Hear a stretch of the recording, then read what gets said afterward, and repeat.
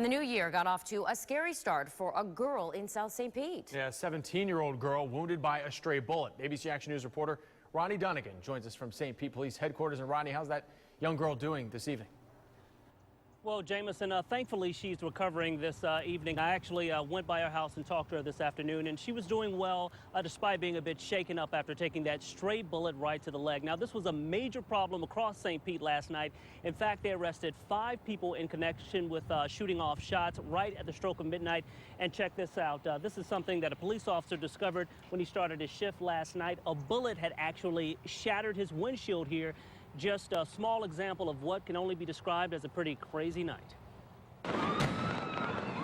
Fireworks are without a doubt a New Year's Eve mainstay. In some neighborhoods, though, another dangerous tradition, celebratory gunfire.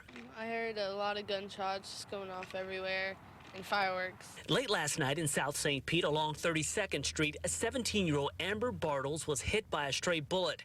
It all happened as Bartles gathered with friends to watch fireworks and ring in the new year. I felt something hit me really hard, and then I looked down and I was bleeding. Get a look at this. A St. Pete police officer even fell victim to the celebratory gunplay.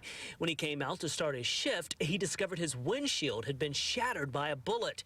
This happened right in the police department's parking lot. It's not isolated just to 1 or 2 locations. It can be in many locations, and trying to connect a bullet to a particular weapon can sometimes be very difficult. Last night across the city, 5 people were arrested after citizen complaints of celebratory shooting.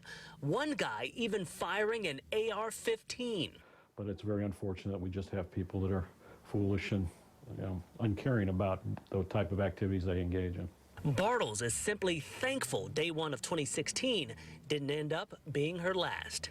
It's not smart at all, like especially shooting it in the air, because it could hit someone like innocent like me. Now, a local group called Bullet Free Sky is actually working with legislators to try to craft some legislation that would actually make it a felony to fire off those celebratory shots. Of course, that's something we're going to continue to follow. Now, as for the shooting into that 17-year-old, police tell us that the investigation is ongoing, but at this point, it appears they probably will not find that shooter. For now, reporting live in St. Pete tonight, Rodney Dunnigan, ABC Action News.